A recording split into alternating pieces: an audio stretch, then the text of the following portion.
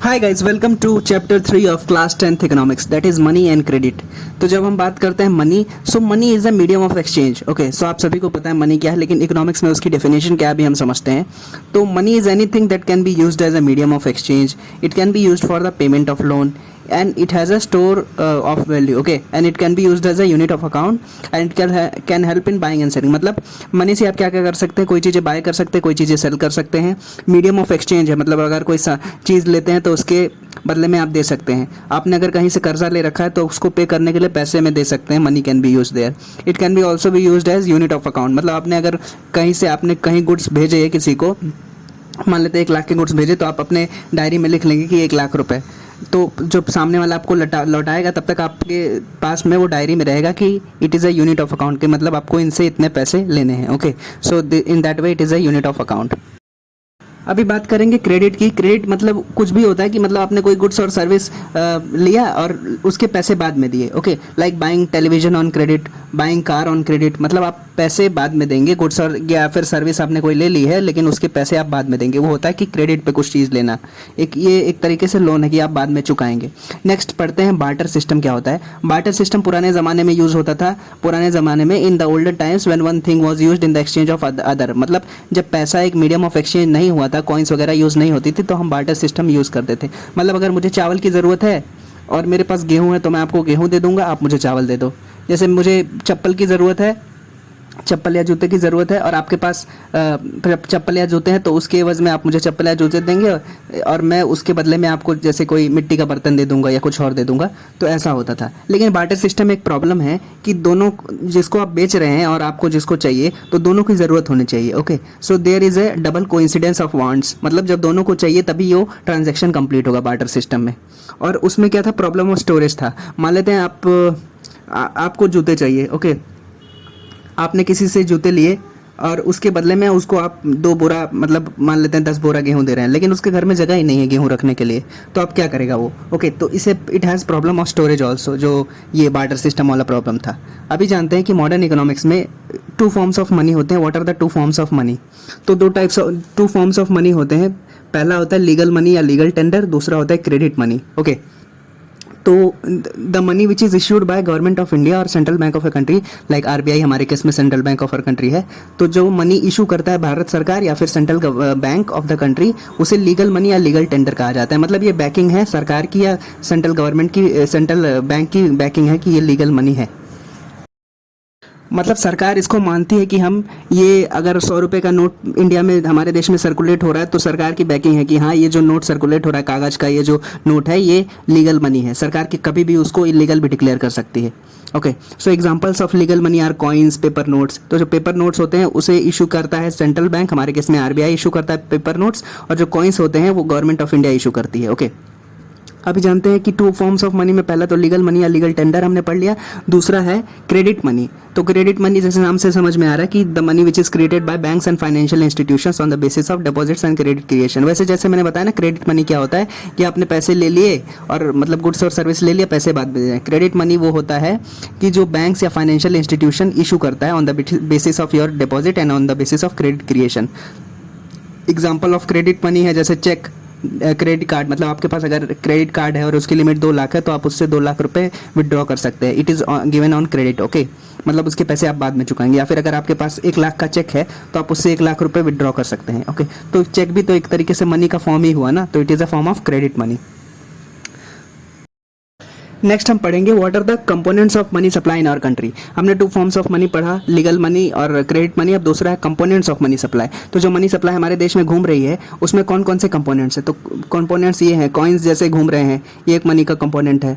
दूसरा है paper currency घूम रही है, या डिपॉजिट्स जो बैंक्स इशू करते हैं वो घूम रही है। ओके, तो ये भी एक तरीके से form of component of money supply है। ओके, तो कॉइन्स जो होते हैं, paper currency, it is issued by like central government, और दूसरा है paper currency, it is issued by RBI जो हमारे देश का सेंट्रल बैंक है।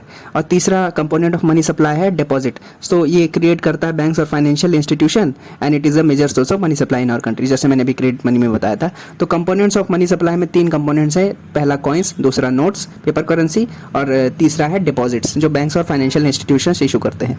अभी जानते हैं what are the loan activities of banks. तो जैसे हम जानते हैं कि जब आपके पास कुछ पैसे हैं और आप बैंक में डिपॉजिट करते हैं तो उस पर आपको कुछ इंटरेस्ट मिलता है, कुछ ब्याज मिलता है, कुछ फ़ायदा मिलता है, तभी आप डिपॉजिट कर रहे हैं। Okay, so when you deposit a certain amount of money in a bank, तो बैंक क्या करता है कि कुछ पार्ट रिजर्व में अपने रख लेता है। मतलब आपने अगर 100 रुपये बैंक में डिपॉजिट किया, आपके पास एक्स्ट्रा है, तो अब बैंक उसमें से कुछ रिजर्व रखेगा, 20-30 रुपये रिजर्व रखेगा, बाकी का लोन दे देगा और प्रॉफिट कमाएगा। Okay, and invest the rest to earn profit. So the difference between the interest a bank earns on loan given by it and the interest it pays to its depositor is called income of the bank. मतलब क्या कि मान लेते हैं 1000 रुपये आपने bank को दिया, ओके, अभी उनमें से कुछ पैसा बैंक रख लेगा और बाकी का लेंड करेगा। मान लेते हैं बैंक ने आपको डिपॉजिट करने पे 10% का इंटरेस्ट दिया, तो आपको कितने मिले? 11,000 रुपये मिलेंगे जब आप विड्रॉ करेंगे। और बैंक ने उस पैसे को जो आपने डिपॉजिट किया है उसको किसी और को लेंड कर दिया है 15% के इंटरेस्ट पे। ओके, तो 15% के इंटरेस्ट पे दे दिया तो बैंक को मिलेंगे 15,000 रुपये। तो मतलब आपने 1 लाख रुपए इन्वेस्ट किए, उस पर आपको 1,10,000 मिले और बैंक ने किसी को लोन दिया जो आपने पैसे डिपॉजिट किए थे, तो और उससे 1,15,000 वसूले। तो जो बीच में बचा ना 5,000, वही बैंक का प्रॉफिट हुआ। इसी बेस पे सारे बैंक्स चलते हैं, इसी से बैंक की इनकम होती है, बैंक्स प्रॉफिट कमाते हैं। ओके,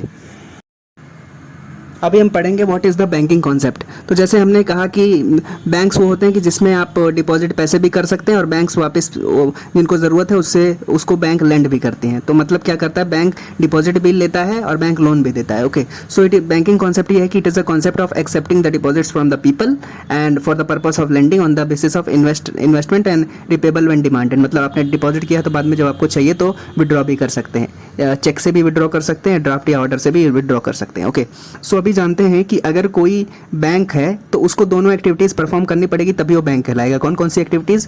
पहला तो डिपॉजिट लेना पड़ेगा, दूसरा लोन भी देना पड़ेगा। अगर दोनों में से कोई एक ही काम करता है बैंक, तो वो बैंक नहीं कहलाएगा, कोई और इंस्टीट्यूशन कहलाएगा। Okay, so just acceptance of deposit doesn't make a financial institution a bank. Okay, मतलब अगर कोई इंस्टीट्यूशन केवल डिपॉजिट लेता है, लोन नहीं देता है, तो उसे हम बैंक नहीं कहेंगे। For example post office savings bank जो आपके डिपॉजिट लेता है, because they are not banks in literal sense, because even though they accept the deposit from the people, deposit लेते हैं पोस्ट ऑफिस सेविंग्स बैंक्स, लेकिन वो लोन नहीं देते हैं, दे do not perform other essential activities of lending. इसी वजह से इसे बैंक नहीं कहा जाएगा, पोस्ट ऑफिस सेविंग्स बैंक।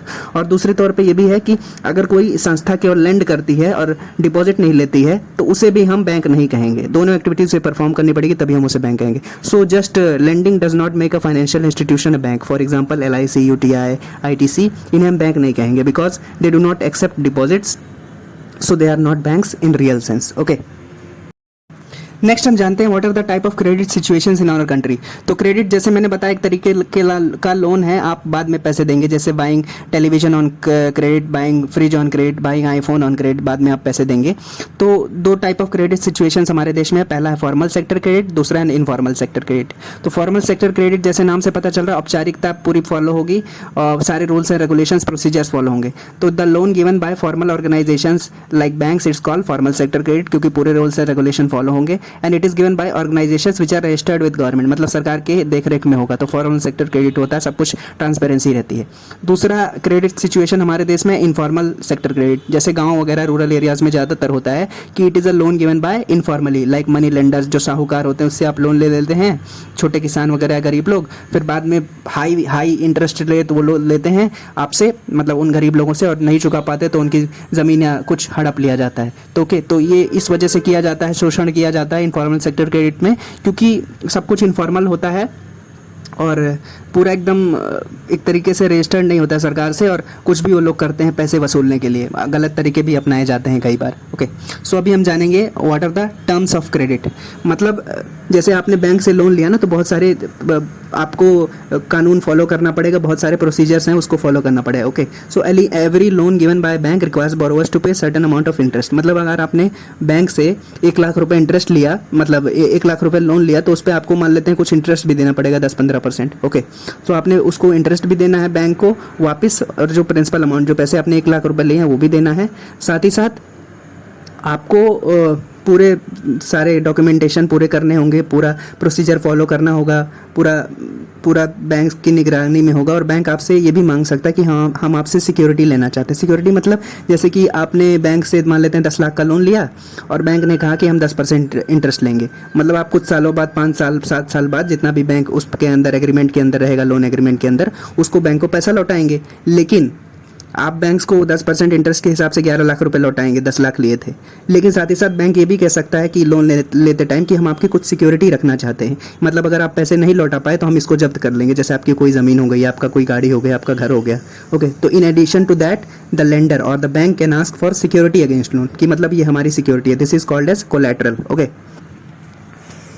अभी जानते हैं कि कोलैटरल क्या होता है। सो कोलैटरल बेसिकली एक तरह के एसेट है।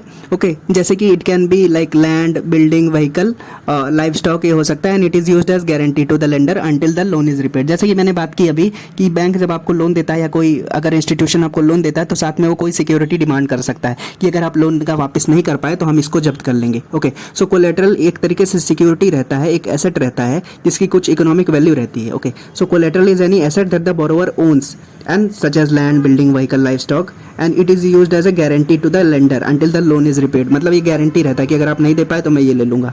ओके, अभी जानते हैं what are the loans from cooperatives. तो इसके बारे में हम पढ़ेंगे, जो कि 10th चैप्टर क्लास की चैप्टर 3 की इकोनॉमिक्स की बुक में लिखा है। तो लोन्स फ्रॉम कोऑपरेटिव्स में जैसे देखते हैं, कोऑपरेटिव जैसे नाम से पता चल रहा है कि it is an organization established by cooperation of certain number of people, मतलब कुछ 10-15 लोग मिल करके, 3-4 हज़ार लोग मिल करके, जैसा भी कोऑपरेटिव का स्ट्रेंथ है, मिल करके एक संस्था बनाएंगे, कोऑपरेटिव सोसाइटी। ओके, तो उसमें क्या होता है, आपस में लेन देन होता है कि जिसको लोन की ज़रूरत है ले लो, अपने आपस में पैसे इन्वेस्ट करते हैं। Okay, so along with banks the cheap source of credit in rural areas are like cooperative societies. मतलब अगर किसी को क्रेडिट चाहिए, पैसे चाहिए, लोन चाहिए, तो बैंक्स के अलावा ग्रामीण क्षेत्रों में कोऑपरेटिव सोसाइटीज़ भी होती हैं।